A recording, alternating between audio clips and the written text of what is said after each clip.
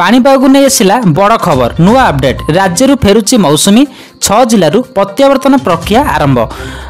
पाणीपाग नहीं आसला detail information ता पूर्व वीडियो को लाइक करंतु जदि पारुछंती सांगसाथी माननकु शेयर करंतु। जदि आम चैनल रे प्रथम थर अछंती एबे जाई सब्सक्राइब करनांती एबे ही सब्सक्राइब कर दियंतु एवं पाखर थे बेल आइकन टाको ऑल रखि दियंतु जहा द्वारा हमर समस्त अपडेट आपण माने सर्वप्रथमे पाई परिबे। चलंतु आजिर खबर उपरे नजर पकाइबा। राज्य फेरुची मौसुमी 6 जिलूर प्रत्यावर्तन प्रक्रिया आरंभ। दक्षिण पश्चिम मौसुमी वायु ओडिशार किछि अंशरू विदाय नेउछि। मयूरभंज केन्दुझर झारसुगुड़ा सम्बलपुर और सुंदरगढ़ में किछि स्थान में मौसुमी विदाय नहीं। आगामी 2 ରୁ 3 दिन मध्य आउ किछि जिल्लारू मौसुमी फेरिया पाग अनुकूल रही बोली पुनर्मान करिछि पाणीपाग विभाग। सेपटे 5 जिला को प्रबल वर्षा चेतावनी देला आंचलिक पाणीपाग विभाग। राज्य में आगामी 3 दिन पर्यंत विभिन्न जिले में हालुकारु मध्यम धरण वर्षा नहीं सतर्क जारी करिछि। मालकानगिरी कोरापुट नवरंगपुर कलाहांडी गजपति गंजाम कंधमाल और रायगढ़ में बिजुली घड़घड़ी सह हालुकारु मध्यम धरण वर्षा को नहीं येलो वार्निंग जारी करिछि।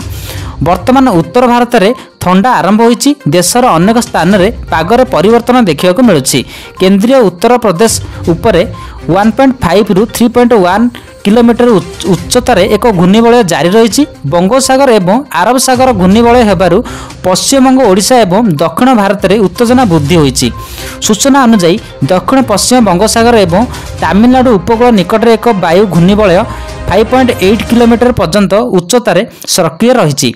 आज आंध्र प्रदेश तमिलनाडु केरल माहे एवं दक्षिण अभ्यंतरण कर्णाटकर अनेक स्थान में मध्यम प्रबल वर्षा होबार संभावना रही। किछि अंचल में प्रबल वर्षा होबार आशंका रही। आगामी किछि दिन पई एही अंचल गुड़िक बिजुली घड़घड़ी सहित प्रबल पवन वर्षा होबार संभावना रही। आज आंध्र प्रदेश एवं तेलंगाना रे अनेक स्थान में घंटा प्रति 30 ରୁ 40 किलोमीटर बेगर झड़ वर्षा होगा सहित प्रबल पवन होबार संभावना रही। यह व्यतीत केरल माहे दक्षिण एवं उत्तर आभ्यंतरण कर्णाटक देशर किछि स्थान में मध्य समान परिस्थिति देखा मिली।